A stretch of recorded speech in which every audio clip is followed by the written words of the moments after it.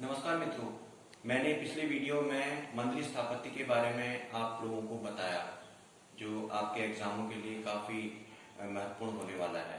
तो आगे मैं अपने वर्क को स्टार्ट आपके लिए आगे बढ़ा रहा हूँ इसको। तो उसमें हम आज सीखेंगे भारतीय नृत्य कला। तो भारतीय नृत्य कला में इंडियन क्लासिकल डांस हम सबसे पहले जानेंगे। तो सबसे पहले मित्रों हम यह जानेंगे कि नृत्य क्या होता है। ठीक है,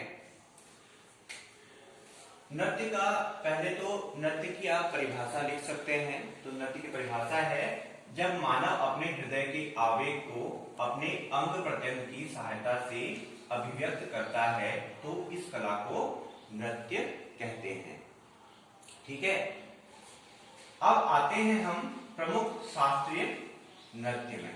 ठीक है, तो प्रमुख शास्त्रीय नृत्य में नृत्य तो आप देखेंगे, हम 7 या 8 उसमें मिलेंगे आपको, लेकिन वीडियो ज्यादा लंबा हो जाएगा, इसलिए मैं आज केवल आपको 2 नृत्य के बारे में ही बताऊंगा। तो पहला मैं मित्रों आपके लिए ले रहा हूं कथक। कथक उत्तर भारत में इस शास्त्रीय नृत्य को संरक्षण देने का जो श्रेय गया था वो था अवध के नवाब वाजिद अली शाह को जाता है, जो कथक के अच्छे नर्तक भी थे। यानी जो अवध के नवाब थे वाजिद अली शाह बहुत अच्छे नर्तक थे, और जो बच्चों जो विधा में प्रवीण होता है और वही उसको अपने यहाँ प्रशय देने में जो है कभी भी कोई कमी नहीं करता है। तो इसका मतलब ये कि नृत्य विधा को उन्होंने अपने यहाँ प्रशय दिया था। तो कथक नृत्य था। तो आपके जो वनडे एग्जामिनेशन है या वनडे एग्जाम है, जो भी आपके बैंक हैं या रेलवे हैं या फिर आपके समूह के एग्जाम है, तो इसमें जो है कथक जरूर पूछा जाता है। ठीक है, अब देखते हैं यहाँ पे कथक में एक ही बोल को विविध भाव भंगिमाओं तथा हस्त संचालन में प्रदर्शित किया जा सकता है। जो कथक होता है उसको जो विविध भाव भंगिमाएं होती हैं, जो पोस्चर्स होते हैं, डिफरेंट पोस्चर्स होते हैं, तो उनको हाथों के संचालन के द्वारा यानी हस्त संचालन के द्वारा उनको प्रदर्शित किया जाता है। यहाँ पे आपके लिए जो सबसे महत्वपूर्ण चीज ये है कि कथक करने वाले जो मुख्य नर्तक और नर्तकियां हैं वह कौन कौन हैं, ये सामान्यतः एग्जाम में पूछा जाता है। ठीक है, तो इसमें बिरजू महाराज, दमयंती जोशी, सितारा देवी, गोपी कृष्ण, लच्छू महाराज, शोभना नारायण, अच्छन महाराज। इसके अलावा भी और भी हैं, लेकिन मैंने मुख्य ये मुख्य हैं, तो इसलिए इनको यहाँ पे आपके लिए लिखा है। तो इसमें भी जो ज्यादा मुख्य जो पूछे जाते हैं आपके वो है सितारा देवी, ठीक है, बिरजू महाराज, लच्छू महाराज, शोभना नारायण। काफी एग्जामों में, काफी जो वनडे एग्जाम होते हैं आपके, उनमें जो है इन पर्सनालिटीज से जो है क्वेश्चन बनता है। अब आते हैं हम कथक नृत्य के मुख्य भाग।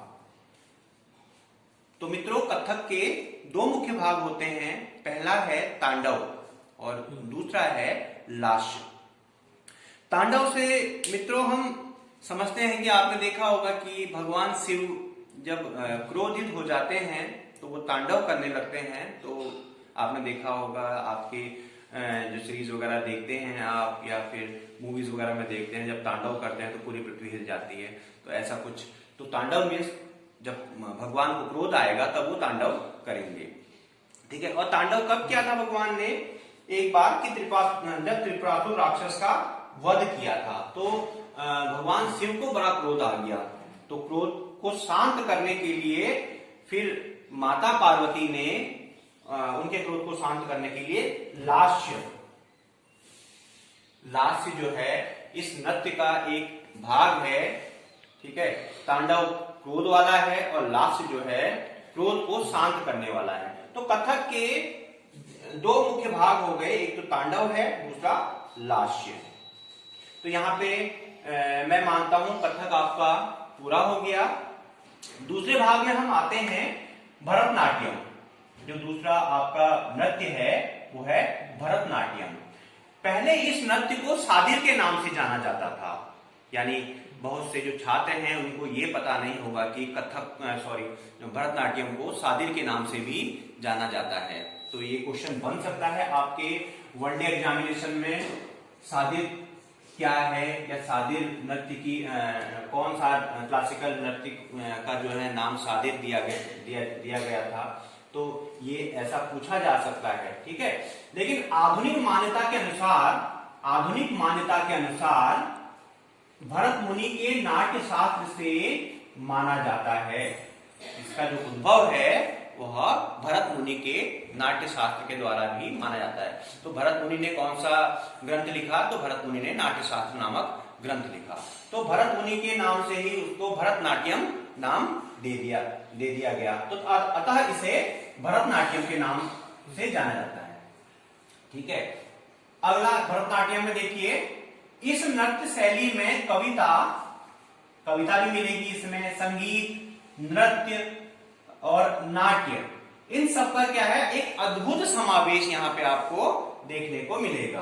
तो जिसमें मुद्रा एवं अंग भाव पर विशेष बल दिया जाता है, यानी जो पोस्चर है, मुद्राएं हैं या फिर अंग भाव पर जो है यहाँ पे विशेष बल दिया जाता है, यानी भरतनाट्यम नृत्य पे, ठीक है। अब आते हैं भरतनाट्यम के प्रसिद्ध कलाकार, यानी कौन से कलाकार जो हैं इस विधा के लिए प्रसिद्ध हैं। तो उसमें पहला नाम जो आता है वह है रुक्मणी देवी, सोनल मानसिंह, यामिनी कृष्णमूर्ति, लीला सैमसन। ओके, यहाँ पे सोनल मानसिंह जो नेम है ये काफी जो है डिफरेंट क्लासिकल डांस के लिए जानी जाती हैं। तो बाद में हम आपको जब हम क्वेश्चन सीरीज हमारी आएगी तो उसमें हम बताएंगे कि कौन कौन से जो है क्लासिकल डांस में जो है सोनल मानसिंह इंगेज रही, ठीक है। तो रुक्मणी देवी, सोनल मानसिंह, यामिनी कृष्णमूर्ति और लीला सैमसन जो है इसके मुख्य कलाकार हैं जिन्होंने इस विधा को किया, ठीक है। अगला आता है मित्रों भरतनाट्यम का नृत्य क्रम। अब भरतनाट्यम में भी नृत्य क्रम होता है, पहले क्या होगा फिर दूसरी, उसके बाद क्या होता है, उसके बाद क्या आएगा, ठीक है। तो पहला है अलारिपू, दूसरा आता है जाति स्वरम, फिर है शब्दम, उसके बाद आता है वर्णम, फिर आता है पदम और उसके बाद आखिरी में आता है तिल्लाना, ठीक है। अभी तिल्लाना को चिल्लाना ना पढ़ना, ठीक है, तिल्लाना। पहला हम लेंगे अलारिपू।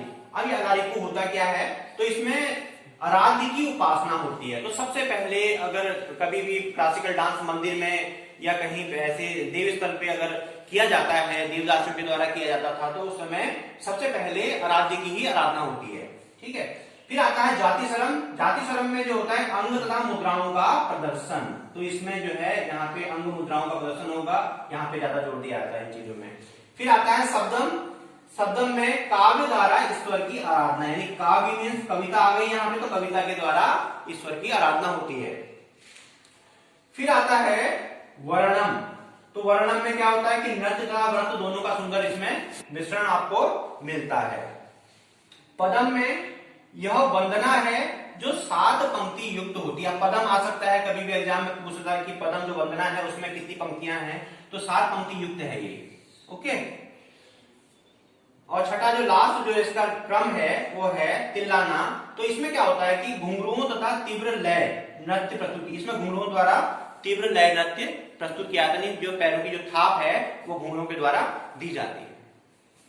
तो यहीं पे आज हमने शास्त्रीय नृत्य में कथक और भरतनाट्यम आज आपके लिए हमने इसको कवर किया है।